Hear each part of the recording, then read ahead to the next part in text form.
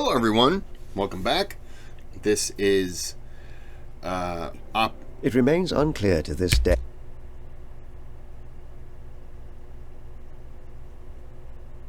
Okay. This is the Oppenheimer Destroyer of Worlds documentary from the People Profiles. Yep.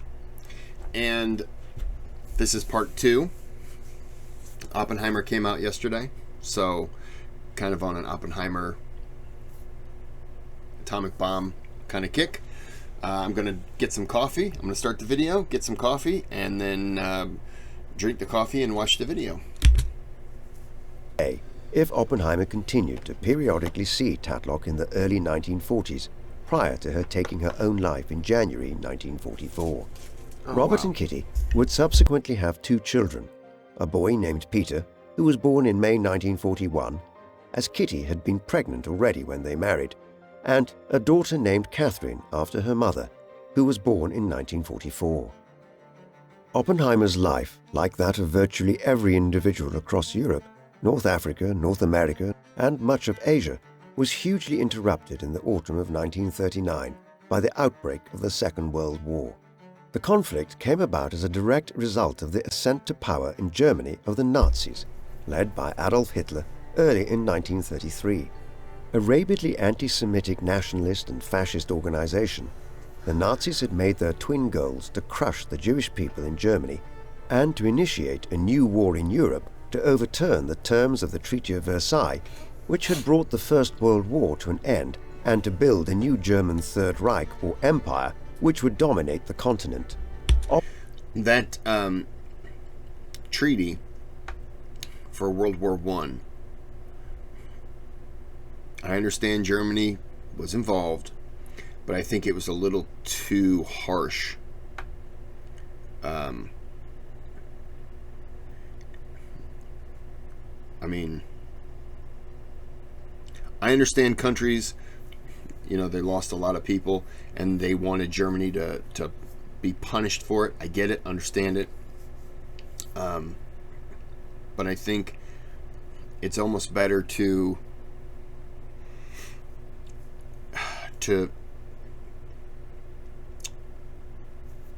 hold the bad people accountable. So like hold Hitler, or no, we're talking World War I, Germany.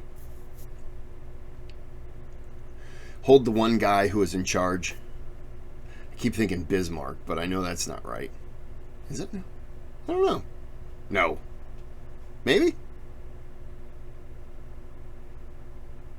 I don't know.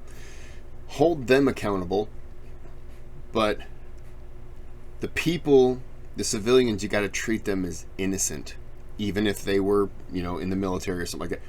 Treat them as innocent, and then try to rebuild that country and put them on the right path to where they're going to look at you and say, okay, look, we had a war with them.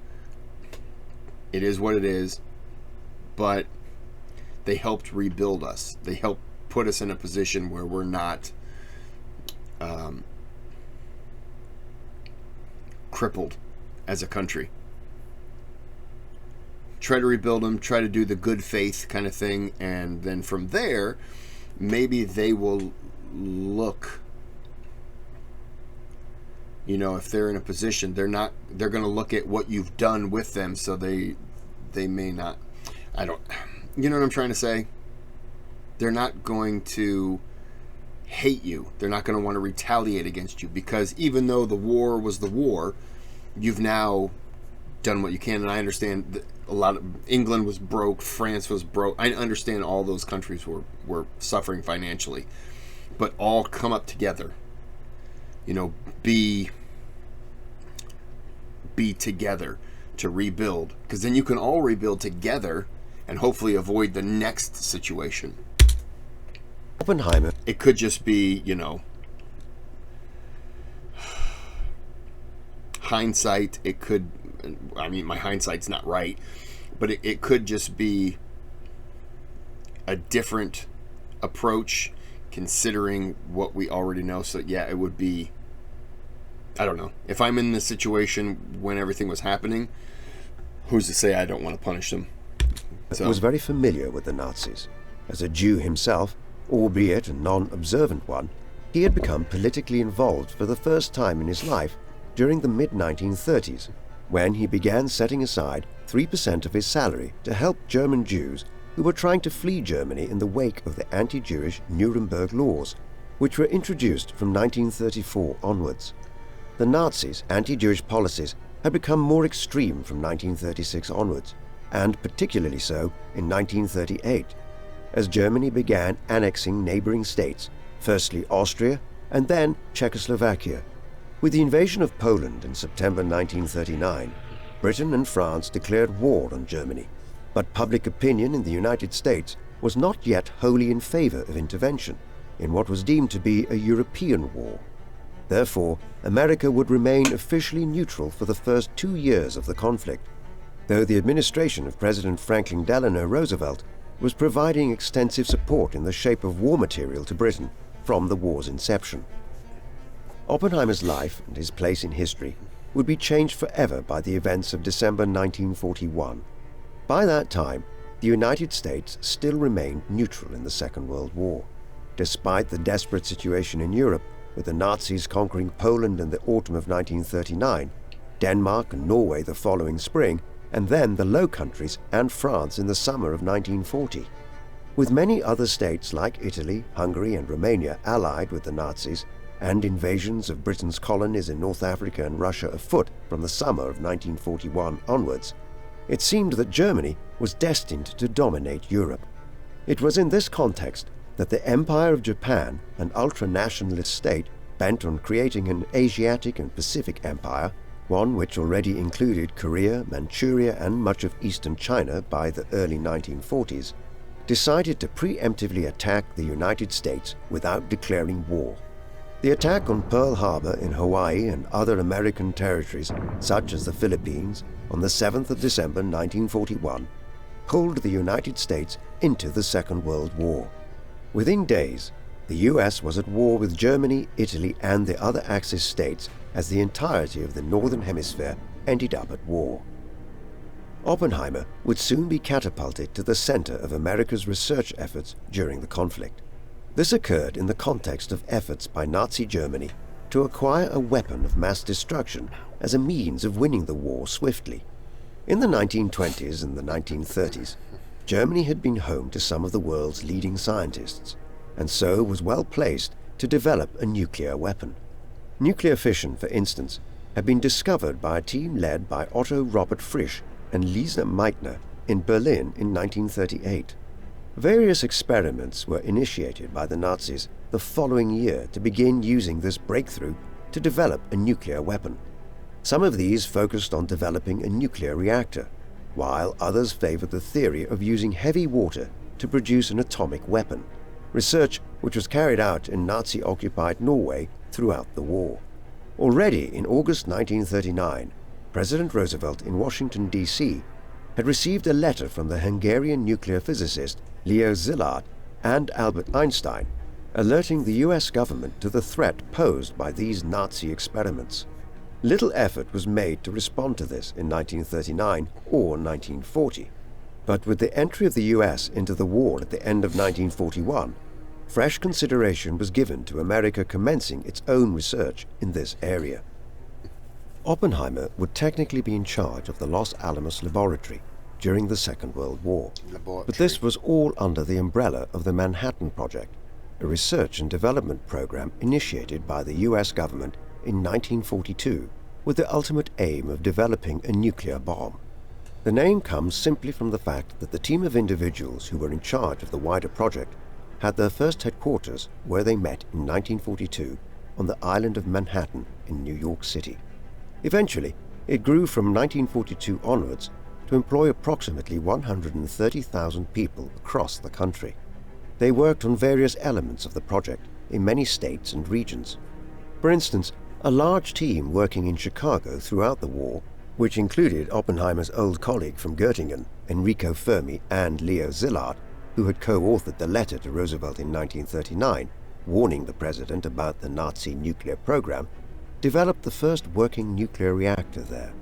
Another team at the Hanford site in Washington state were charged with producing plutonium from uranium as a raw material for any future nuclear weapon, and a similar project was underway in Tennessee.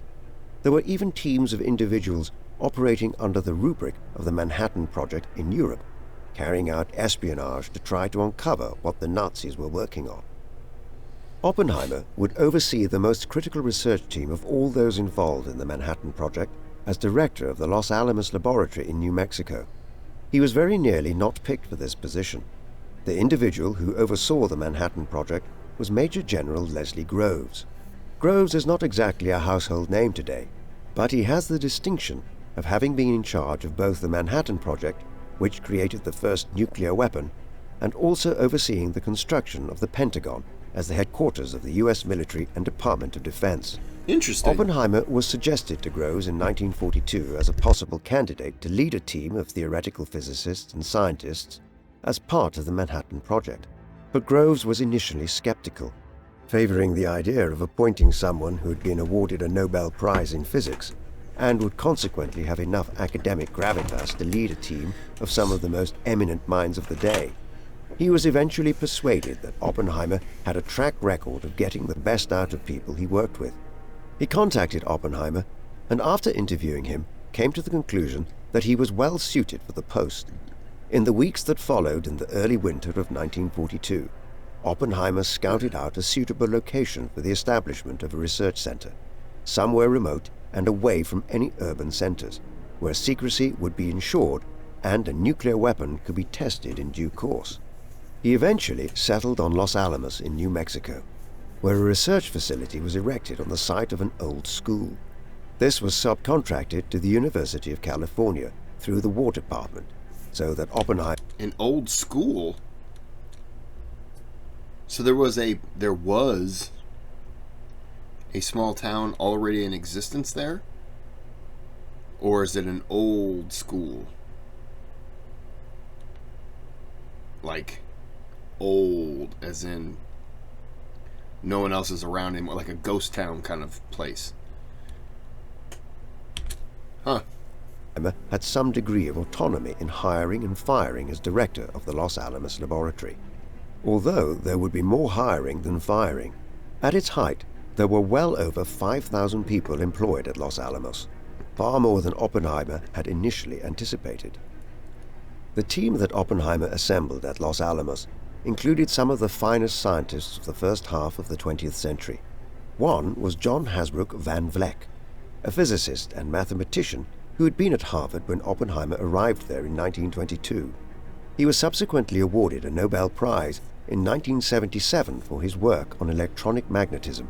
Van Vleck made significant contributions to the gun design which would be used in the bomb used over Hiroshima.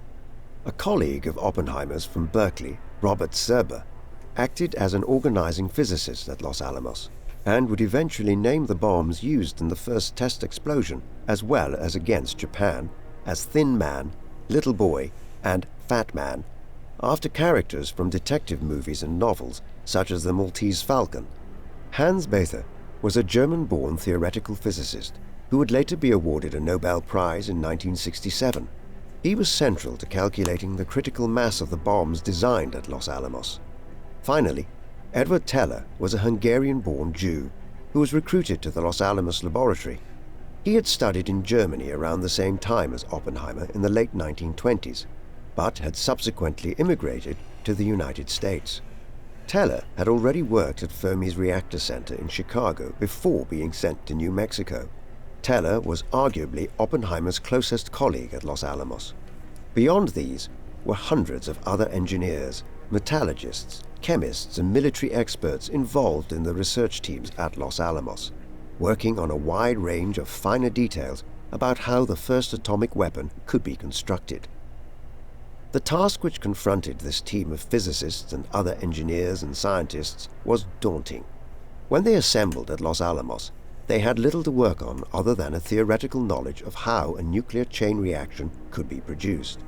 But what must be remembered in an age when we know what a nuclear explosion looks like, and the destruction that it results in, is that Oppenheimer and his colleagues at Los Alamos were not just trying to build a nuclear weapon, but also to predict what would happen when one exploded.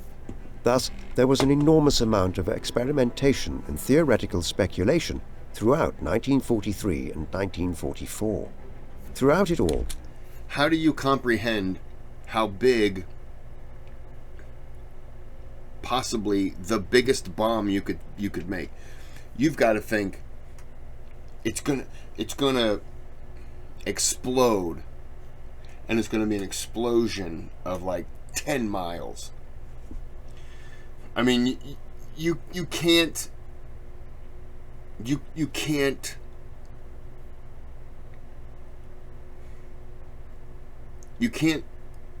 appreciate it, in a terrible phrase, until you can see it. You can visualize it, because from there it's just hypothesis. It's just, well, my theory is it's da da da. You don't know. That's the scary part. You're inventing a destructive bomb, and I can kind of understand why they thought it might incinerate the atmosphere and destroy the world. Yeah, because, you have no idea. Oppenheimer worked exhaustively. As Hans Bethe recollected years later, his uncanny speed in grasping the main points of any subject was a decisive factor. He could acquaint himself with the essential details of every part of the work. He did not direct from the head office. He was intellectually and even physically present at each decisive step. Yet the incredibly arduous work schedule which Oppenheimer followed at Los Alamos also took a toll on his health. He was always a thin person, but during the work in New Mexico, he lost another 20 pounds, eventually weighing as little as 110 pounds or less. I got a feeling this man lived on a diet of chain-smoking cigarettes and coffee. And if not coffee, tea. He looks like somebody who drank coffee and smoked cigarettes and probably accidentally got ash in the coffee and was just like, and just drank it anyways. Just a guy who was so... his mind was somewhere else. He could have been on vacation south of France. That's a terrible thing, because why would you vacation south of France during a war? He could have vacationed. No, he could have vacationed anywhere. He would have been wearing sandals on a beach, but his mind would have been at Los Alamos. I mean, he looks like just that guy. He can't get out of that spot. Some people, they kill themselves because of the amount of stress that they put on themselves through work. They just destroy their bodies. Not suicide, but it's just workaholics. They can't stop working because that's all they feel comfortable working on. And he seemed, just that face right there tells me that's what he was. Less than 8 stone. During the course of 1943, research efforts at Los Alamos began to focus on a prototype codenamed Thin Man. This was a plutonium gun-type weapon, which would work more like an artillery gun to detonate rather than an implosion-type bomb.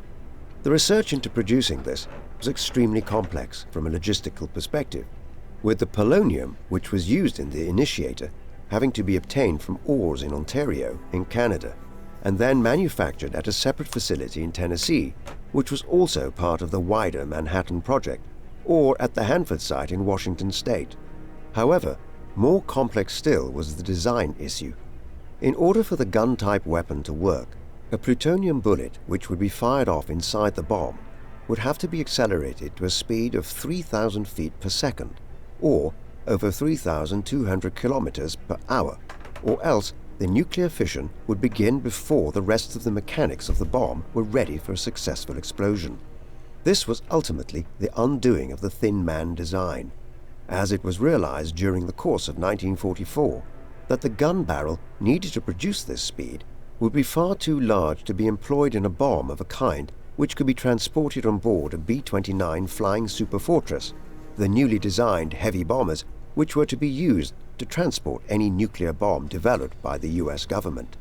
This, along with issues relating to the use of plutonium in a gun-type bomb, saw the Thin Man design abandoned in April 1944. With the abandonment of the Thin Man... Issues. I just love it. Issues.